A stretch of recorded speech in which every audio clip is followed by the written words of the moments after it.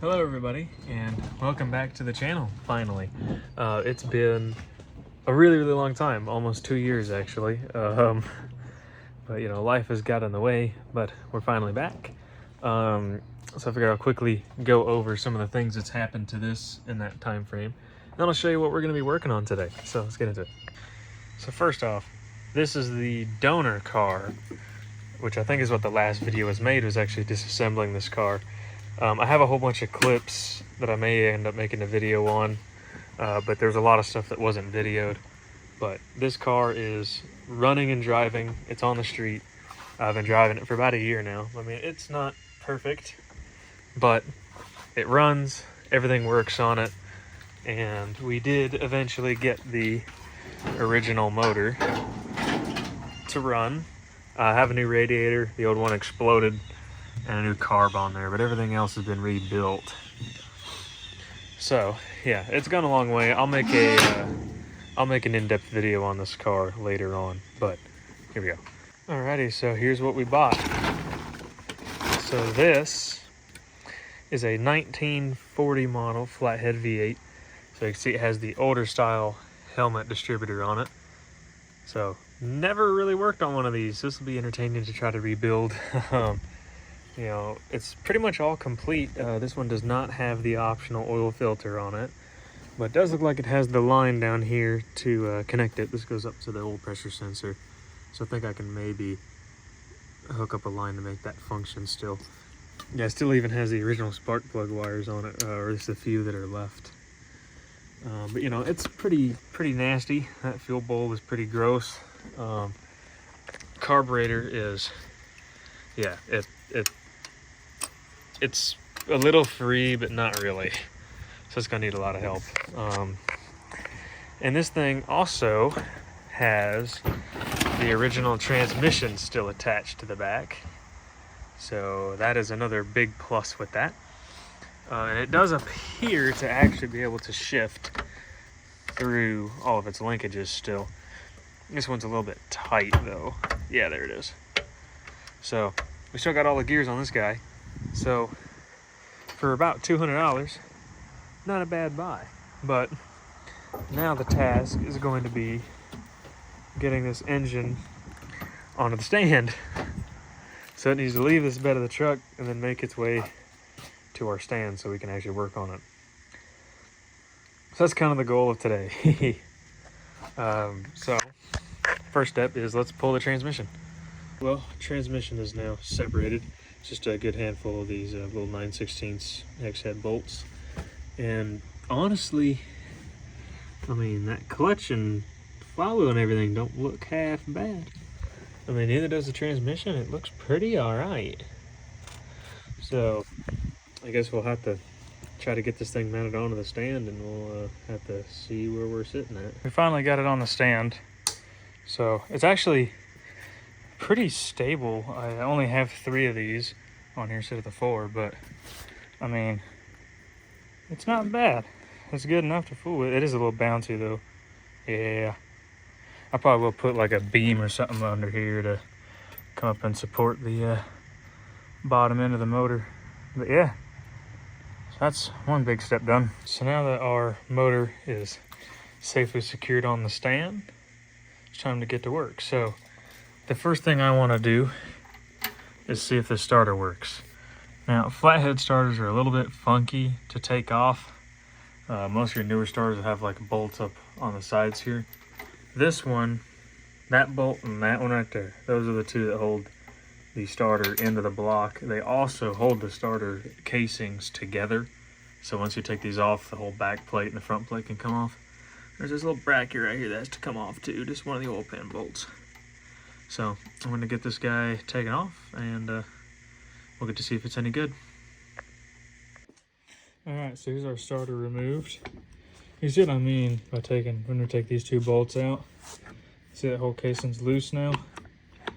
So yeah, just got to keep that in mind. The whole thing can come apart. Now, that's the first issue I notice, is the actual starter gear is not moving.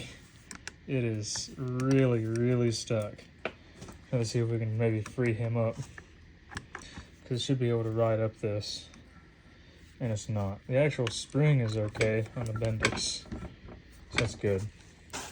And then I'll have to pop these, take these covers off and take a look inside. So these should just pop right off once I get these bolts out. So let's get that in real quick. So I got these two bolts out. Yeah, they're really long. They're funky looking bolts, but they're removed. Here's our main rotor. That is, yeah, not the cleanest in the world, but not bad though. I've seen much worse. Now the brushes down in there actually look really good. They're pretty clean. So I'm gonna have to go ahead and get this back plate off, and then we'll start trying to free up parts here. Oh, and you may notice this band around the outside of the starter here. There's the clamp for it.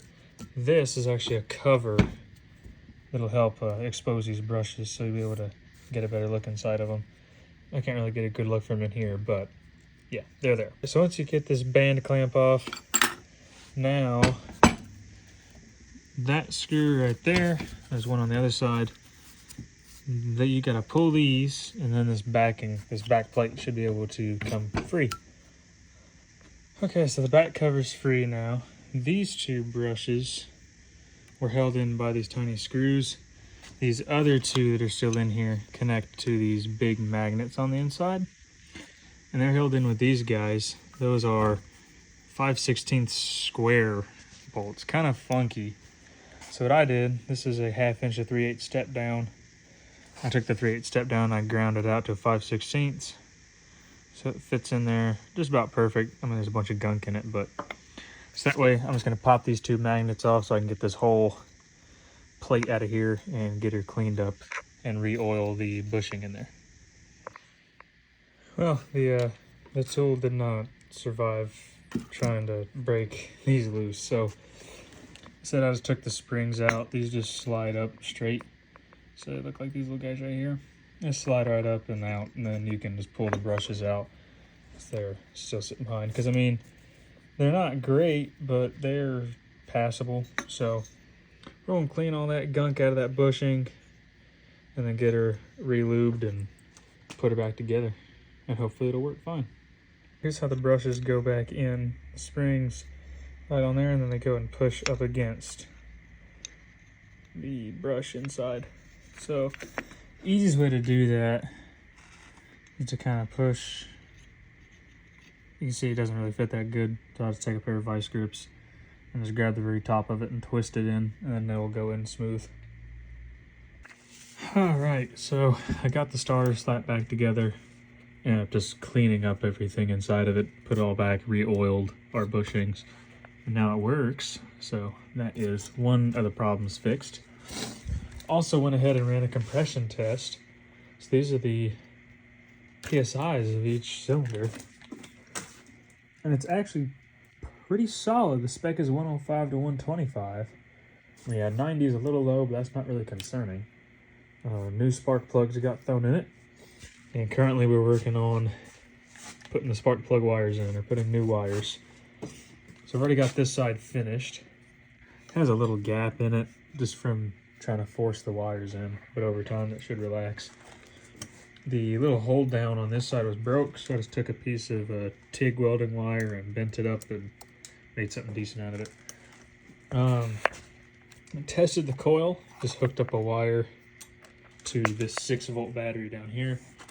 It works excellent, so that's been really good news. And all I had to do was just get in there. You can just barely see the points back in there on this distributor, but got in there, cleaned them points off really good. Some 600 grit sandpaper, got them down to about a 1 ohm resistance between it. Now we have spark.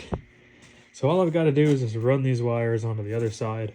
I'll show you how I did this, and it will be good to try to fire it up. We'll have to slap a carburetor on it, but I got a couple spares. Just cause, yeah, here's the original. And yeah, she is pretty rough. It'll need it's gonna need a full rebuild. But for now, just to see if I can get it started, I'll slap a carburetor that I know at least will function. So, yeah. This right here is one of the distributor caps. and the wire tube assembly. You can see that somebody had cut these wires. That's why I'm having to replace them. So that's what these look like. It's just 4 different points for each one of your wires. These just pop right open. Just pull on it and they'll pop off.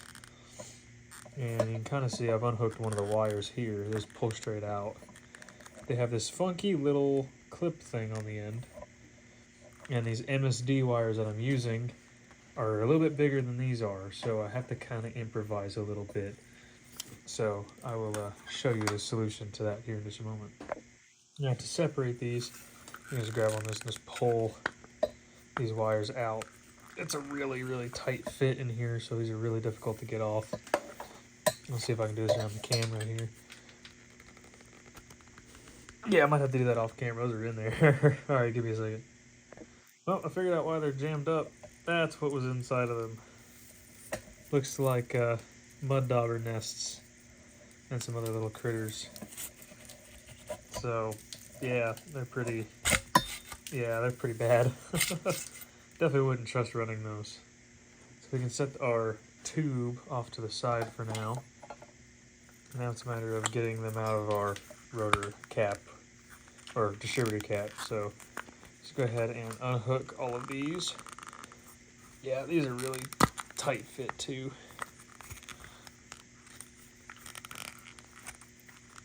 There it is. Now you don't really have to worry that much because these are actually numbered. Kind of see the different numbers on them.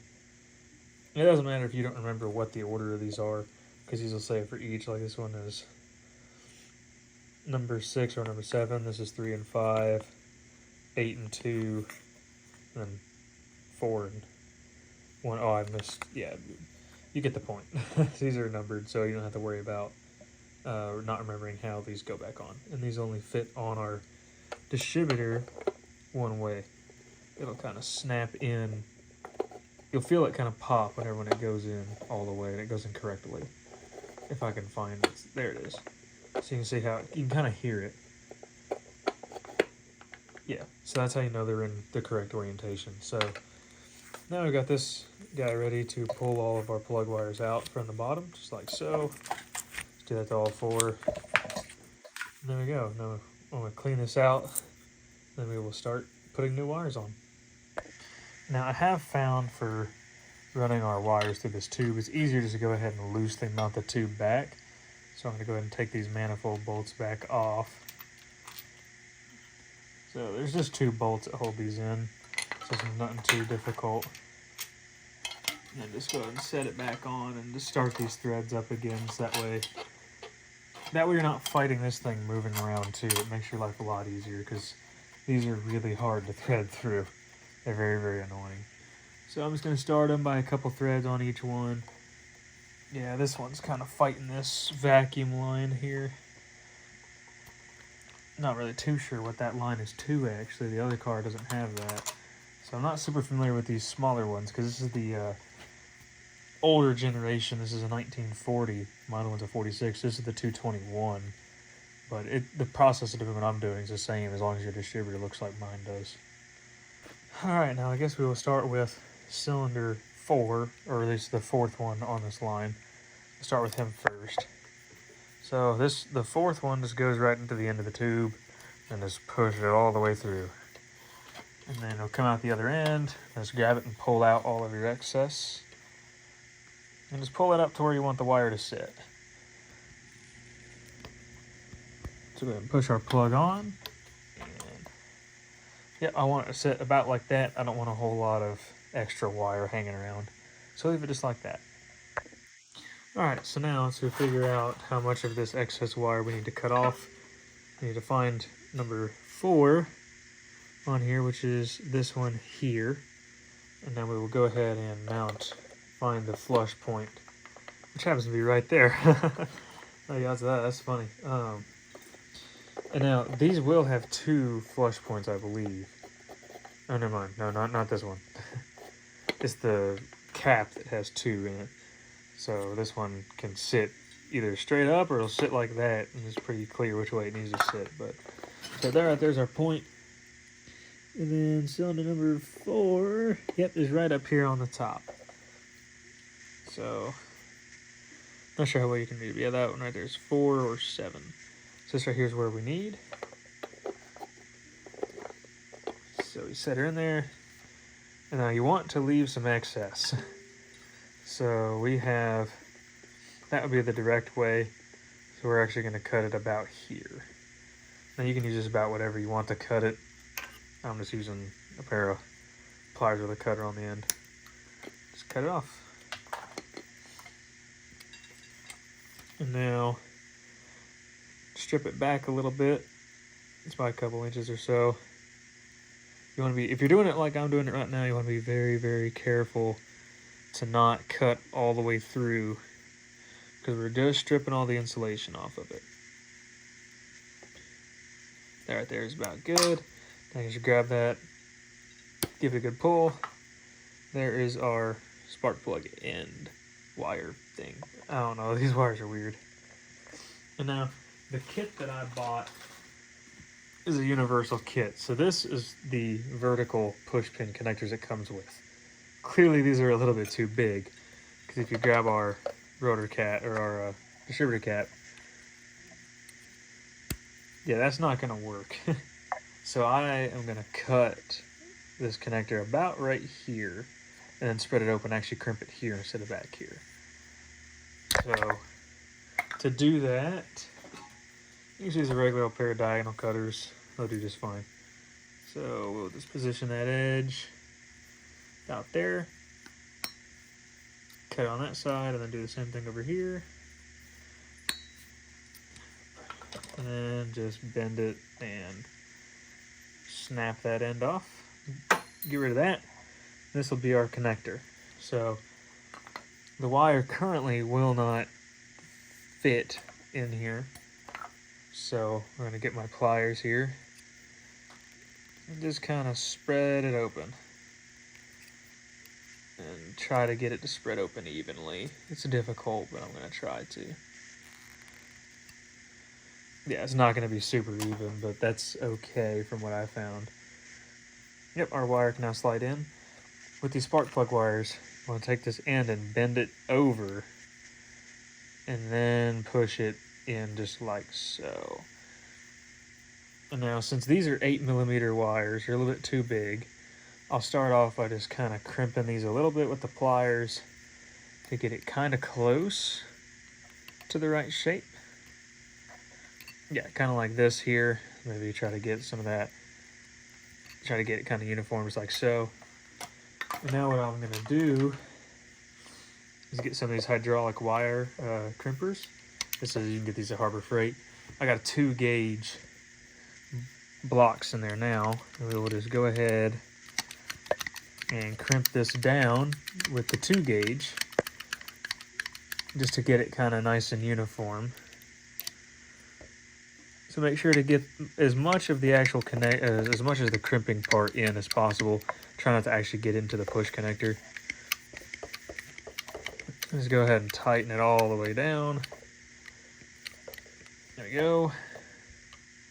Loosen it a little bit, and then I'm going to rotate it 90 degrees and do it again. I'm doing that just to make sure that it stays as close to round as possible. So do it again on this side. There we go. Now we're left with something that looks about like that. And now, in my experimentation with the other side, even 2-gauge wasn't quite enough. So we're going to bump it up to a 4-gauge. We're going to run a little bit tighter. Now with a 4-gauge, you probably do not want to crimp it all the way, because it'll actually start smashing this flat. So I'm going to go a lot of the way, but not all the way. I'm going to go about there. I'll loosen it up. And here, let me see if I can show you here. You can kind of see how it's starting to get it out of square. It's starting to kind of flat it. So we're going to go over to this side. And we're going to crimp it down over here too. The crimpers don't have a whole lot of travel per push. Well, actually, I already got it pretty aligned. We're going to crimp that down. And that looks like it should be about good enough. So what I've been shooting for is whenever when you push this in, find 4, here we go. Yep, see, it doesn't really go in all the way. There it is. That's what you want. Where that connector is just sticking out the edge. That way you can bend this sharp enough to where you can get it through our cap, because that's a pretty sharp 90. So if you just repeat this process for all 4, you'll have good spark plug wires. So I'm going to go ahead and repeat this, and yeah, see when I do that. One important thing to save you from a lot of headache. Once you get the first 1 or 2 of these set, go ahead and start threading them through this guy. Go ahead and get the cap threaded on. It makes it way easier to do. Trying to thread all 4 through that hole is really hard to do. Alright, so we've got this all tidied up. All our wires are installed. Now it's time to double check our work and make sure that we have spark now. Let me show you how I have our coil wired up. So this red wire is wired to our negative terminal, since this is a negative ground system. Well, this wire here will just hook on to our ignition coil on the positive. And then this black wire is connected to our negative. This one just needs to ground. I'm going to throw it right there. It seems like a great point. Now for our starter, we just hook this thing straight up to the starter. 1 wire here, 1 to the head, and then I'll just jump it by hitting the battery. Time to test for spark on our first cylinder. Here's our test light. And I'm going to go crank the engine over. Here we go, cranking.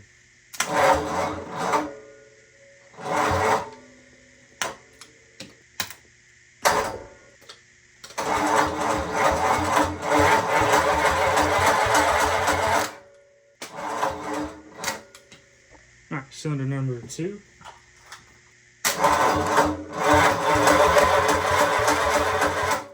Number 3.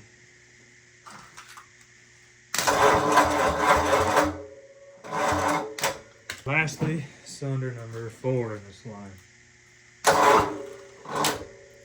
Oh, cables came off.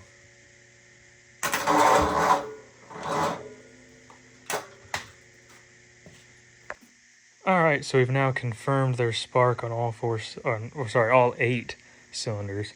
So now all we gotta do is we'll slap a carb on it, put some gas in it, see if it'll go. Alright, well, our starter motor has decided to stop working again, so now we gotta take it back apart and see what's wrong. Here we go, this is firing it up. We're gonna see if she'll run. Just got a little bit of gas we're just gonna pour in. With the choke closed, throttle's open a little bit. Alright, let's see if she'll go.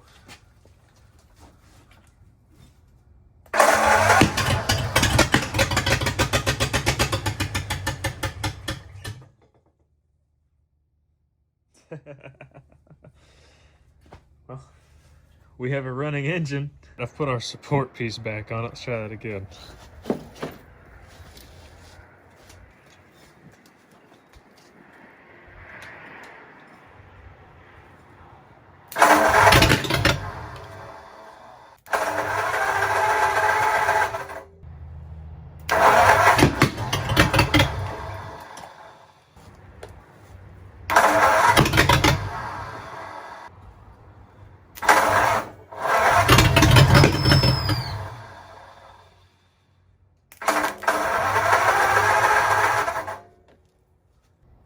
It's wanting it, but it's not, just not going all the way.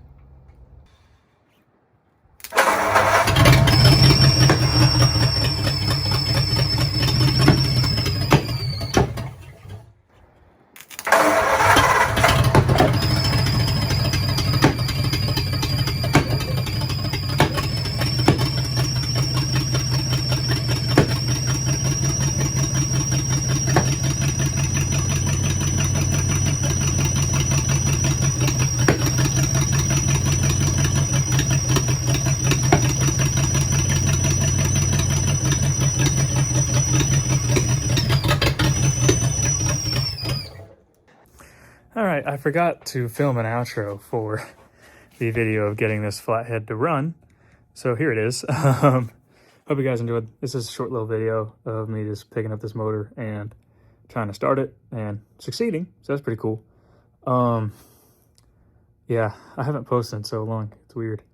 But, you know, life got in the way and other projects and all that fun stuff. But I can give you a quick sneak peek of what what the next video is going to be. There you go. That's all you're going to get so far. Yeah, I'm going to try to post more frequently. We'll just see. I might be able to, might not. But I have a collection of, goodness, probably an hour worth of videos from last year of trying to get the donor car running and driving, which I did succeed in too. That thing is registered now, and I've been driving around for the past year. So yeah, hopefully we can get this motor built, get it nice and pretty and acting like it's brand new. Yeah, that's gonna do it for getting it to run. And yeah, I'll see you guys on the next video eventually.